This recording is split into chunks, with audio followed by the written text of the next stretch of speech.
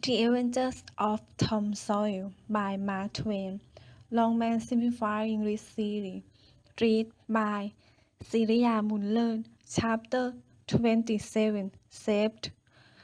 Tuesday afternoon came. The village of St. Petersburg still mourned.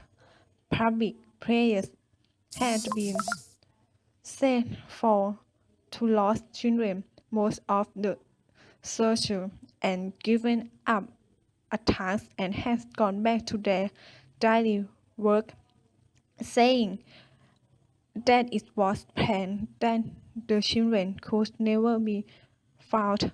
Mrs. Dasher was very ill, and most of the time her mind was wandering. People said that it was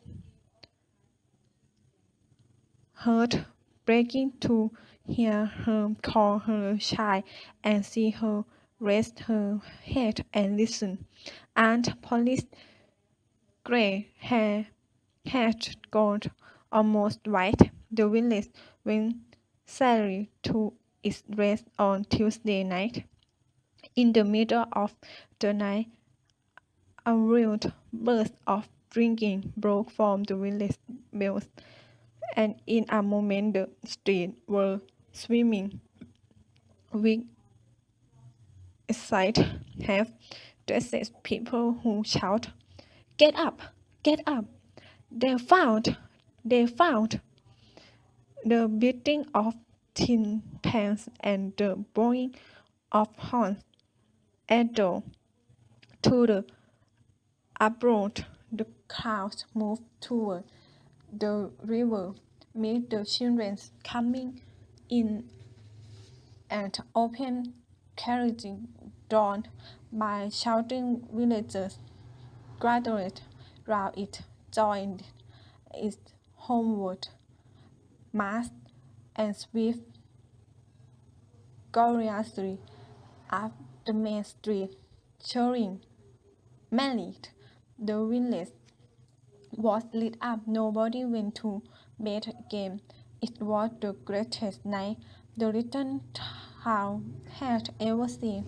During the first half hour, and processions of villagers made their way one by one to just Dasher house, sighed the safe ones and kissed them, shook Mrs. Dasher's hand and wandered out, raining tears all over the place. Aunt Polly's happiness was complete, and Mrs. Dasher nearly saw it would be complete as soon as the messenger sent to the cave with the great news reached her husband.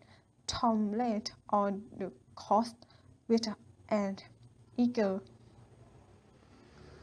undressed about him and told the history of the wonderful adventure, crossing with a description of their escape.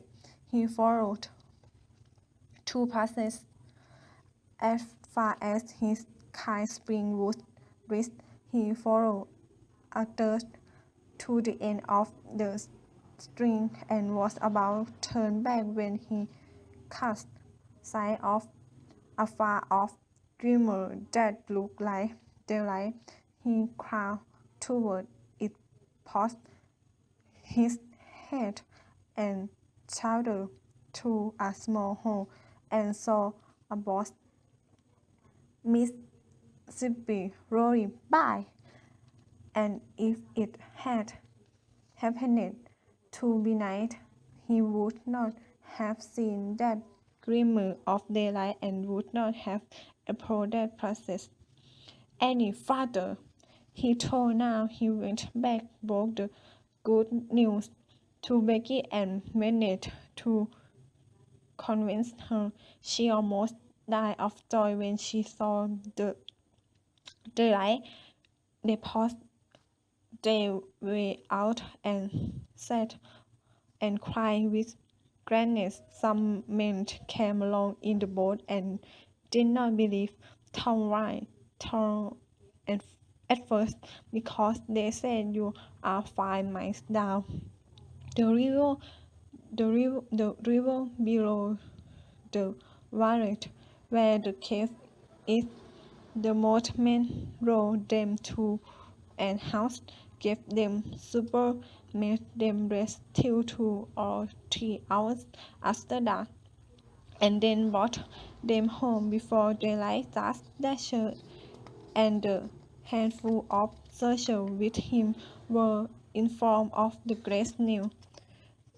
The effects of 3 days and nights of exhaustion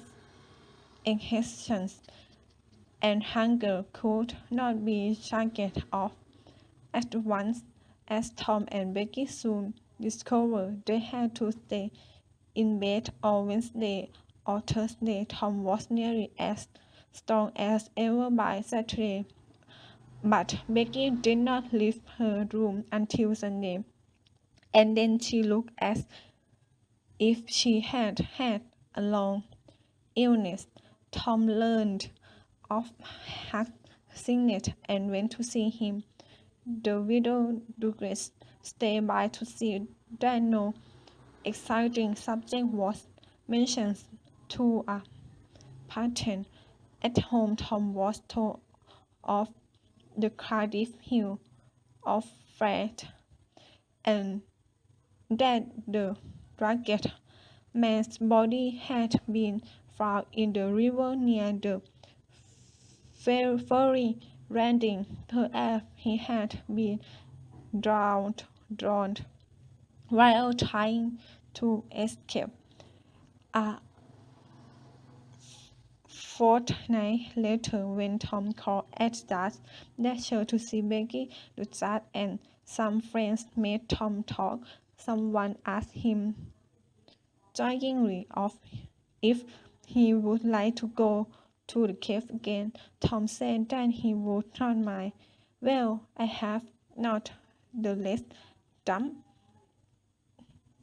and that there are authors like you, Tom, said the judge, but we have prevented that. Nobody will get lost in that cave again. Why? Because 2 weeks ago I had its big door strengthened and locks put on it, and I have got the keys. Tom turned as white as a sheet. Oh, that's Reskin Joe in the cave!